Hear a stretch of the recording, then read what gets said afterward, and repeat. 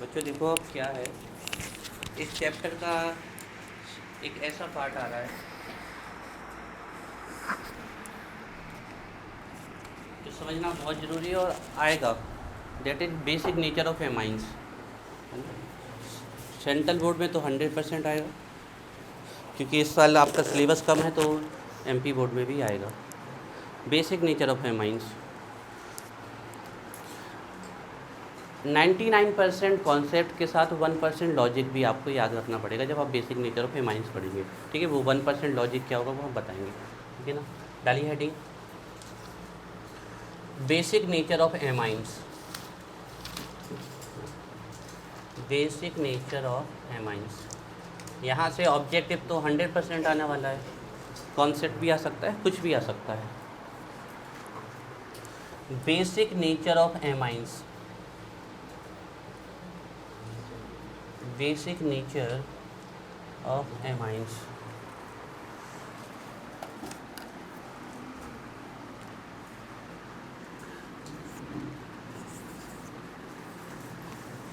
देखो आपको ये तो हमने पहले दिन ही दिखा दिया था कि सभी एमाइंस, सभी अमोनिया बेसिक है, क्योंकि उनके पास क्या होता है, लॉन पेयर, लेविस बेस है। लेकिन अब हमें ये तो पता करें कि कौन ज़्यादा बेसिक है, कौन कम भी बेसिक। तो एक चीज़ ध्यान रख लो, लॉजिकली बता रहे, फिर पढ़ तो रही हैं। सबसे लीस्ट बेसिक होते हैं एरोमेटिक एमाइन, और सबसे स्ट्रॉन्ग बेस होते हैं सेकेंडरी एमाइन। और ऐसा क्यों होता है देखते हैं। ठीक है ना, तो basic nature of amines, basic nature of amines.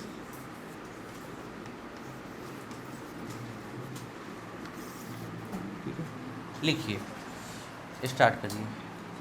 Basic natures of amines पे लिखिए, like ammonia, like ammonia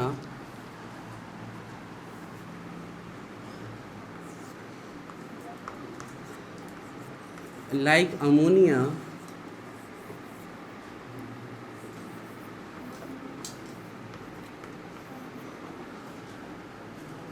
all amines,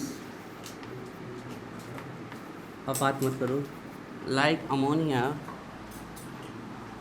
like ammonia, all amines, all amines are, all amines are also, are also act, are also act as a, as a, are also act as a, continue करिएगा, are also act as a Lewis base. Lewis बोल दो, leaves बोल दो, वो आपकी इच्छा है। Lewis base capital से लिखिएगा। हाँ,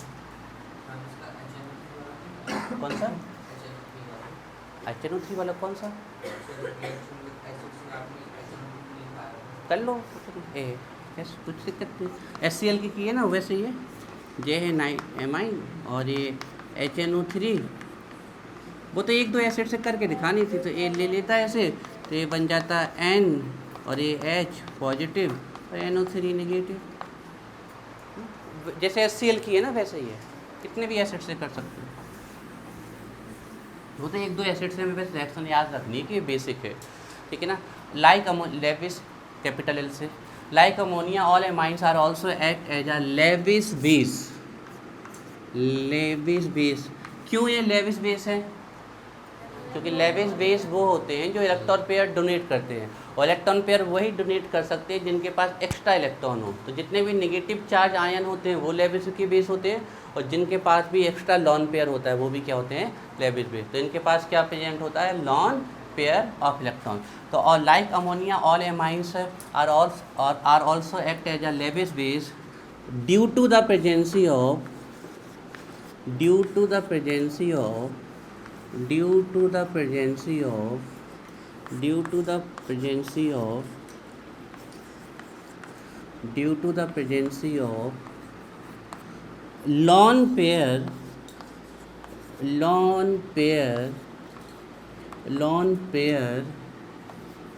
of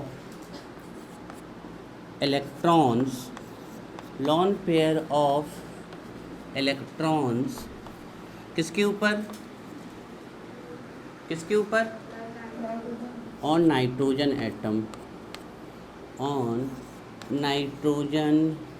एटम लिख लो आराम से।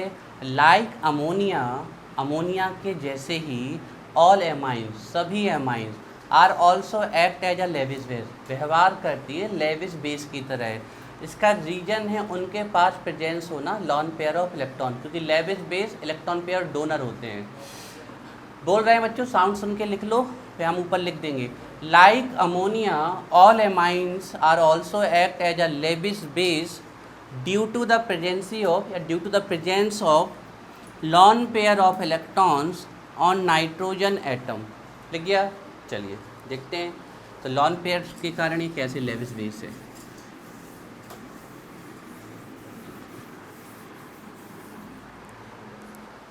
देखिए कोई भी एमाइन है आपकी, ये है हमारा नाइट्रोजन।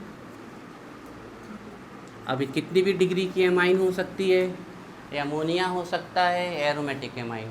अमोनिया है तो तीनों H लगा दो, 1 डिग्री एमाइन है तो 1 R लगा दो, 2 H लगा दो, 2 डिग्री तो 2 R लगा दो, 1 H लगा दो, 3 डिग्री है तो तीनों R लगा दो। एरोमेटिक 1 डिग्री है तो 1 एरोमेटिक रिंग लगानी पड़ेगी कम से कम।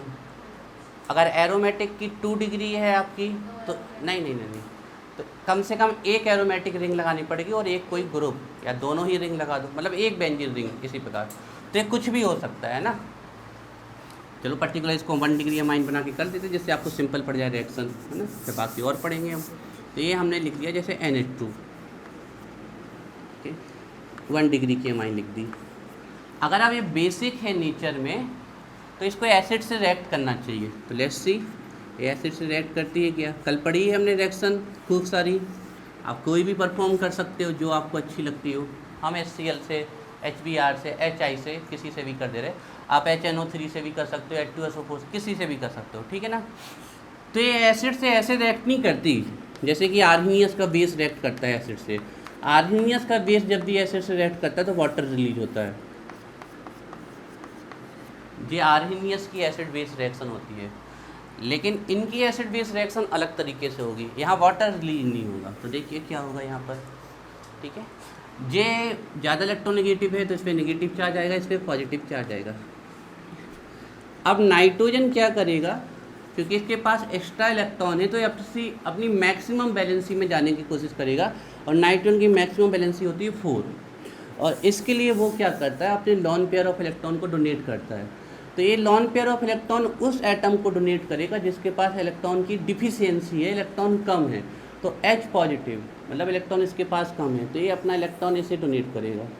जैसे ही इसको इलेक्ट्रॉन डोनेट करेगा यहाँ नेगेटिव चार्ज आएगा, पॉजिटिव नेगेटिव कैंसिल, 2 इलेक्ट्रॉन से इन दोनों के बीच में एक बॉन्ड बन जाएगा, और क्योंकि इसने इलेक्ट्रॉन दिए तो पॉजिटिव चार्ज आएगा। तो देखिए RNH2 अब बन जाएगा RNH3 पॉजिटिव, और साथ में इससे क्या जुड़ जाएगा, Cl नेगेटिव।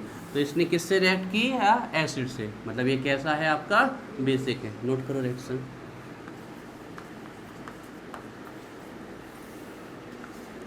जरूरी नहीं है 1 डिग्री अमाइन से करो, किसी से भी कर सकते हो। ये तो एक परफॉर्म करना था हमें।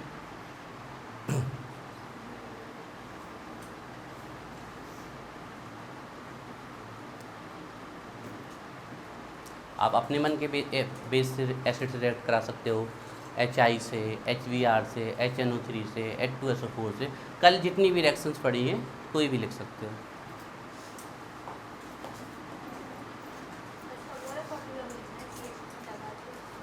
लिखने के लिए लिख सकते हो, अभी तो बहुत बड़ा टॉपिक है, सब आएगा अभी, ठीक है। तुम यहाँ थोड़ा पढ़ाई में ध्यान दो पंकज, यहाँ पर तो बेटर रहेगा। अगर बैठे हो ही तो थोड़ा थोड़ा समझो। बच्चों लेविस बेस के साथ साथ ब्रॉन्स्टन लॉरी के भी बेस है। बताओ ओम ब्रॉन्स्टन लोरी बेस की डेफिनेशन क्या है? बताओ सौम्या। सिंपल सा है, आर्हीनियस के एसिड बेस वे होते हैं जो एक्वस सोल्यूशन में H पॉजिटिव रिलीज करे वो आर्हीनियस का एसिड, और OH नेगेटिव रिलीज करे वो आर्हीनियस का बेस। लेविस के एसिड बेस वो होते हैं जो इलेक्ट्रॉन पेयर को ले वो लेविस का एसिड होता है, जो इलेक्ट्रॉन पेयर को दे वो लेविस का बेस होता है। ब्रॉन्स्टेड लोरी के एसिड बेस वो होते हैं, ब्रॉन्स्टेड लोरी के एसिड बेस जो H पॉजिटिव को दे वो ब्रॉन्स्टेड लोरी का एसिड होता है, और जो H पॉजिटिव को ले वो ब्रॉन्स्टेड लोरी का क्या होता है? बेस होता है। तो एक छोटा सा ऑब्जेक्टिव भी पूछा जाता है कि आर्हीनियस एसिड क्या ब्रॉन्स्टेड लोरी एसिड होते हैं? आंसर है यस, क्योंकि दोनों की एसिड की डेफिनेशन क्या है? सेम है। लेकिन बेस की डेफिनेशन अलग है कि इसमें बेस OH नेगेटिव रिलीज करता है और इसमें बेस क्या एक्सेप्ट करता है? H positive. तो ब्रॉन्स्टेड लोरी के भी बेस हैं, देखिए। हाँ, अब वो तो फिर बेटा बहुत स्पेसिफिक में चले गए, अभी हम डिटेल थोड़ी पढ़ा रहे हैं, अभी सिर्फ जनरल बता रहे हैं। चलिए अब आगे लिखिए इसके नीचे।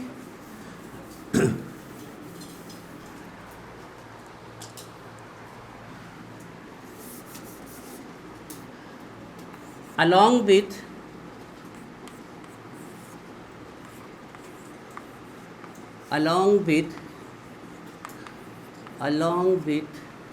Lewis base, along with Lewis base, they also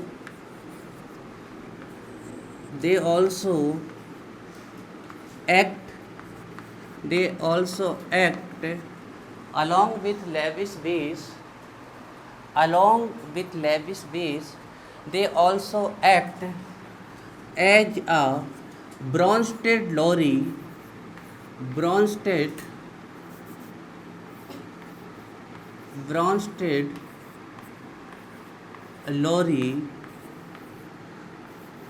दो साइंटिस्ट हैं,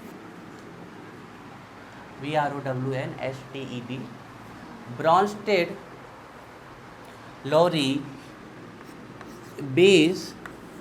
Bronsted Lowry base as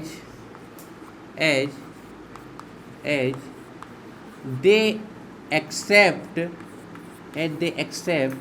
accept लिख लो, गेन लिख लो, जो आपको अच्छा लगे, as they accept H positive, bracket में लिख लेना।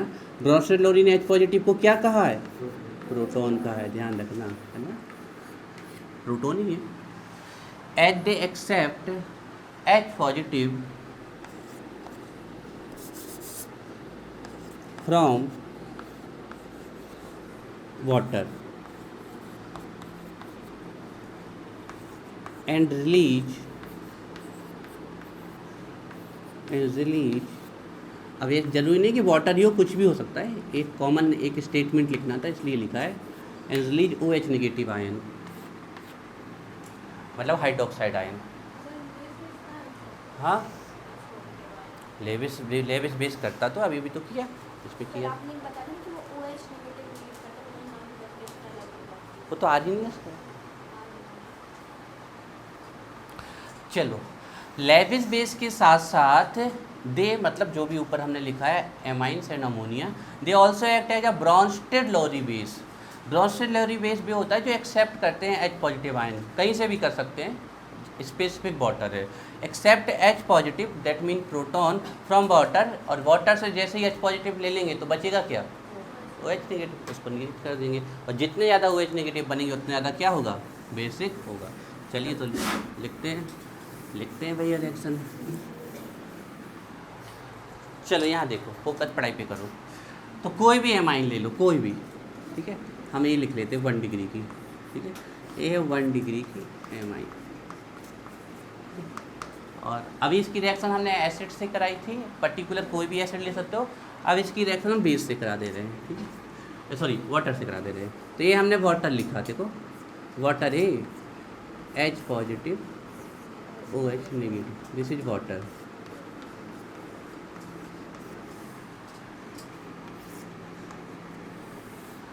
ठीक है। फिर वही होगा, सेम वही रिएक्शन है जो अभी की थी हमने, बेस HCl की जगह वाटर लिख लिया है, तो ये अपने इलेक्ट्रॉन पेयर H पॉजिटिव को देगा, इसने अपने इलेक्ट्रॉन H पॉजिटिव को दिए, तो ये हो जाएगा NH3 पॉजिटिव हो जाएगा इस पर, और हाइड्रोक्साइड आयन रिलीज हो जाएगा, तो ये बन जाएगा RNH3 पॉजिटिव, और ये हाइड्रोक्साइड आयन रिलीज हो जाएगा।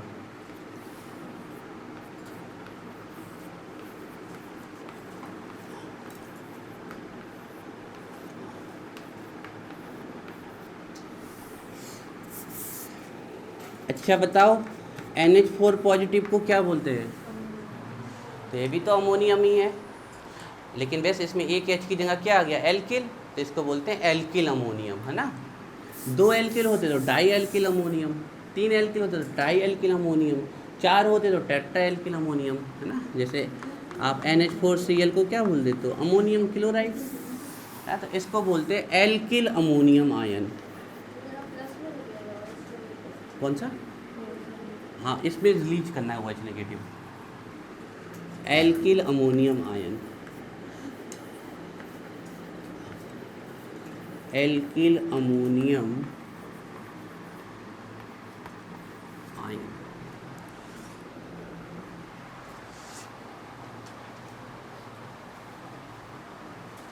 Alkyl ammonium ion. तो देखो, एक्वस सोल्यूशन में अमोनिया घोलते हो तो वो बेसिक क्यों होता है, इसका रीजन बताओगे आप लोग? क्योंकि वो कौन सा रिलीज करता है, hydroxide ion, this is the main reason, जो कि रिस्पॉन्सिबल है फॉर बेसिक नेचर। ये है आपका जो रिस्पॉन्सिबल है फॉर बेसिक नेचर।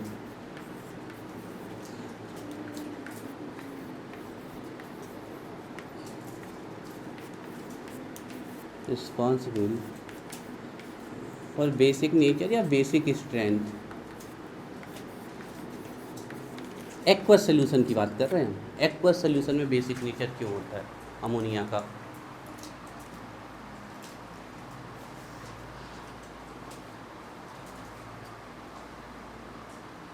इसको आप लोग ऐसी बाय डिफ़ॉल्ट अभी इक्वेशन फर्स्ट भी मान लो, बताएंगे क्यों आगे।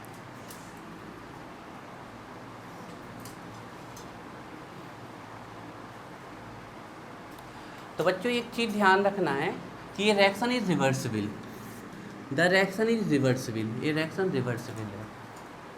अमोनिया स्ट्रॉन्ग बेस पे आते हैं कि वीक बेस में? वीक बेस में आते हैं अमोनिया। देखो बच्चों, ये रिएक्शन रिवर्सिबल है, इसका मतलब ये रिएक्शन वापस यहाँ पर आ सकती है वापस, और जैसे ये रिएक्शन इस तरफ आएगी तो बेसिक स्ट्रेंथ क्या होगी, डाउन जाएगी। तो यही तो हमें आगे जाके पता करना है कि कौन सी रिएक्शन इस तरफ आएगी और कौन सी इस तरफ नहीं आएगी। और ये अगर हम पता कर गए कि कौन रिएक्शन इस तरफ आएगी तो समझ लो उसका बेसिक स्ट्रेंथ कम होगा, जो रिएक्शन इस तरफ नहीं आएगी उसकी बेसिक स्ट्रेंथ ज़्यादा होगी। ये थोड़ी देर में पता करेंगे, ठीक है। तो देखो, जो आपकी एमाइंस हैं या अमोनिया, कुछ किसी की भी आप एक रिएक्शन परफॉर्म कर सकते हो। यहाँ पर 2R लिख दो, 3R लिख दो, इनसे क्या रिएक्शन तो लॉन पेयर से हो रही है, तीनों बेंजीन रिंग लगा दो, या तीनों से अभी आप बॉन्ड बेस लगा के परफॉर्म कर दो, है ना। एल्किल अमोनियम आयन, तो ये रिएक्शन रिवर्सिबल है, ये रिएक्शन रिवर्स नहीं होनी चाहिए। एक आध नंबर का ऑब्जेक्ट आपसे पूछ सकते हैं कि हाइड्रोक्साइड आयन जो रिलीज होते हैं उनका कन्फर्मेशन टेस्ट बताओ।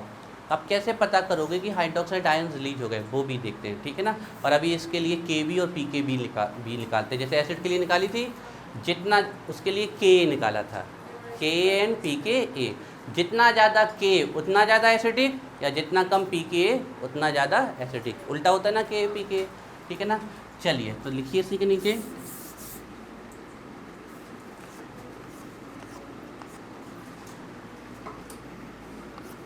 द कन्फर्मेशन या द आइडेंटिफिकेशन भी लिख सकते हो आप। The confirmation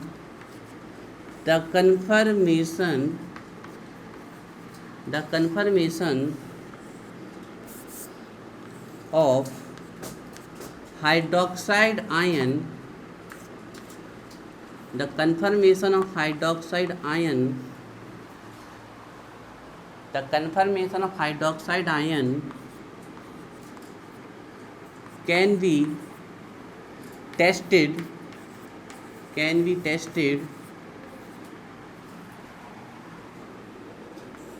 with the help of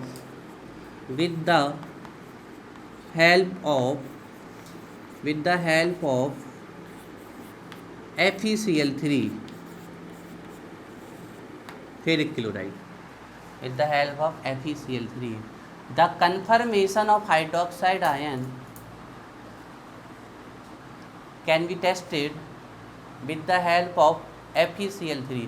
अब हाइड्रोक्साइड आयन रिलीज हो रहे हैं, इसको आपको पता कर, और भी तरीके हैं आपके पता कर सकते हो, लेकिन सबसे बढ़िया तरीका है कि आप FeCl3, तो आपको FeCl3 की कोई ड्रॉप डाल देनी है इसमें सोल्यूशन में। तो देखिए आप जैसे ही कोई ड्रॉप डालोगे FeCl3 की, क्या होगा, है ना, देखिए तो ये होगा। तो ये जो FeCl3 है, ये जो FeCl3 है, ये हाइड्रोक्साइड आयन से रिएक्शन करना चालू कर देगा, हाइड्रोक्साइड आयन से, और बनाएगा ferric hydroxide, FeOH whole thrice, और 3Cl नेगेटिव निकल जाएंगे, प्लस 3Cl नेगेटिव। और ये किस कलर का होता है पता है सबको? Fe+3 जब भी आएगा तो किस कलर का होगा? ब्राउन कलर का। एक जगह पे Cl होता है, बताया था हमने FeCl3 में, है ना, नोट कर लीजिए इस रिएक्शन को।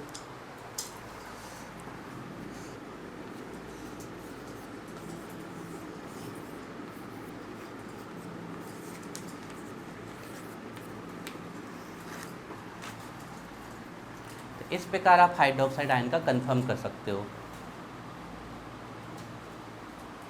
लिखते लिखते याद करना है, हम तुरंत पूछेंगे।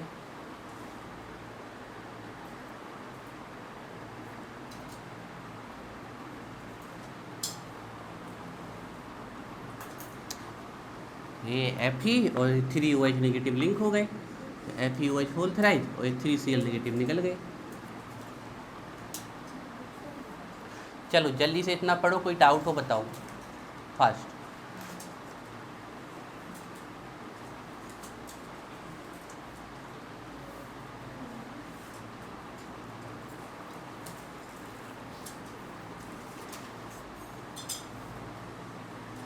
इतना पढ़ लो बच्चों, किसी स्टेप में डाउट हो तो बताओ।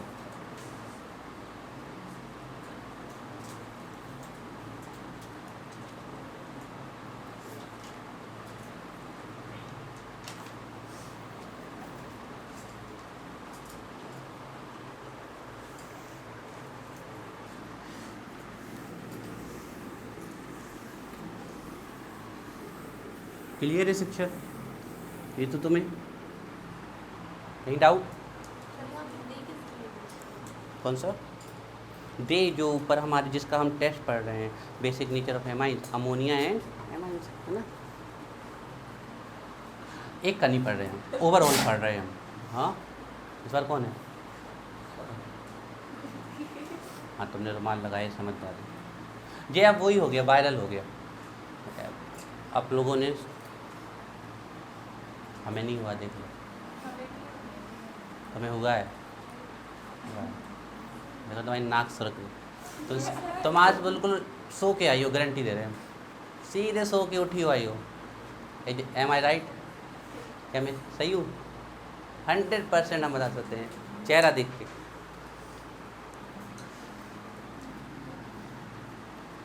चलो तो हो जाए, कोई दिक्कत थोड़ी है। पढ़ लिया? पढ़ लिया कशिश? चलो सुनाओ फिर।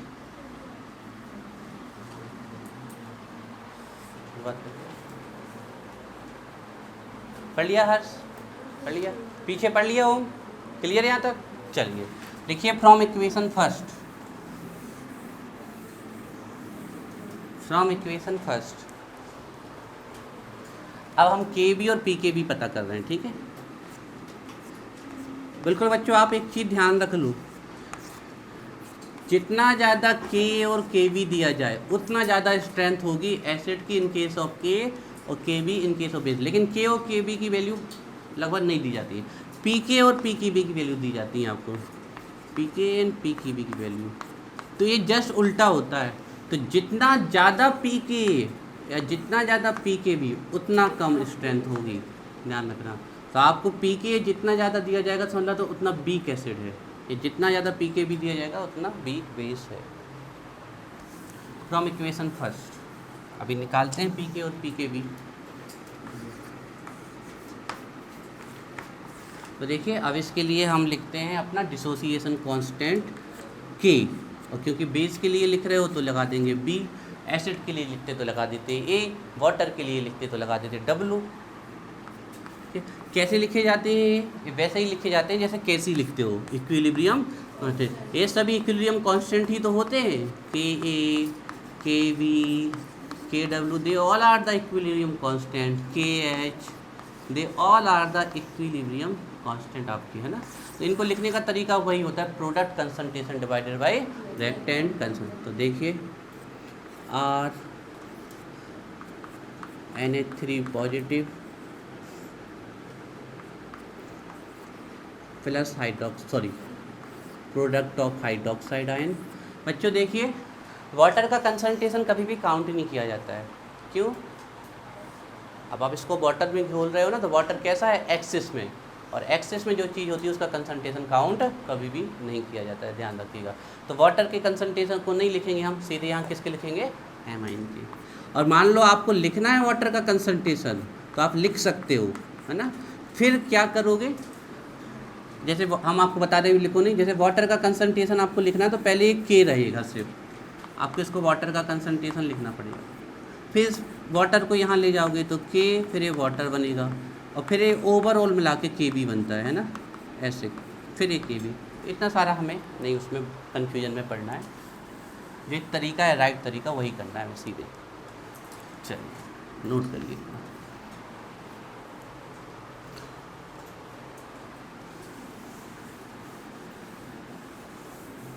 इक्वेशन फर्स्ट से लिखा है हमने के बी, ऐसे ही तो हम एसिड के लिए लिखते थे, ध्यान करो आप।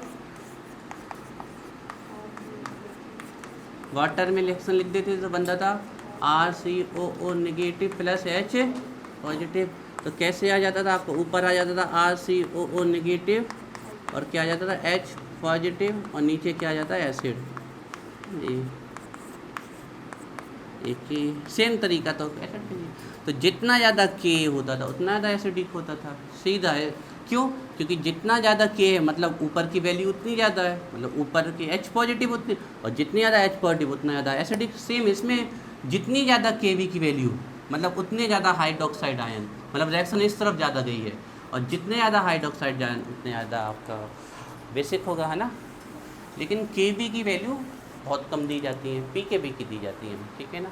चलिए, where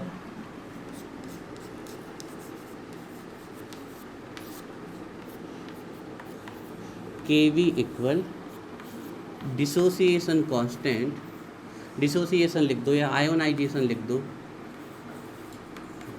dissociation constant, dissociation constant for base.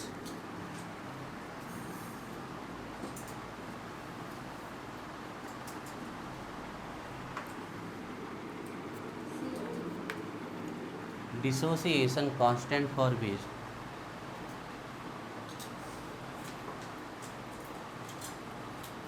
बच्चों हमने आपको लास्ट भी बताया था, फिर से बता देते हैं ना। किसी के साथ भी पी लग जाता है मतलब क्या, माइनस लॉग, है ना। ये हिंट के फॉर्म में सिर्फ समझा रहे हैं, लिखना नहीं, ठीक है। ये लिख दिया आपने पी, पी मतलब होता है माइनस लॉग, पी के भी मतलब क्या, माइनस लॉग, है ना। पी मतलब माइनस लॉग, और ये आ गया के बी। फर्दर हम ले जाएं तो लॉग की वैल्यू होती है, आगे चला जाएगा तो ये लॉग के बी इनवर्स 1। फर्दर सॉल्व कर दे तो लॉग अपॉन के बी हो सकता है। मतलब के बी और पी के बी का रिलेशन कैसा होता है, जस्ट अपोजिट का होता है, ध्यान रखिए।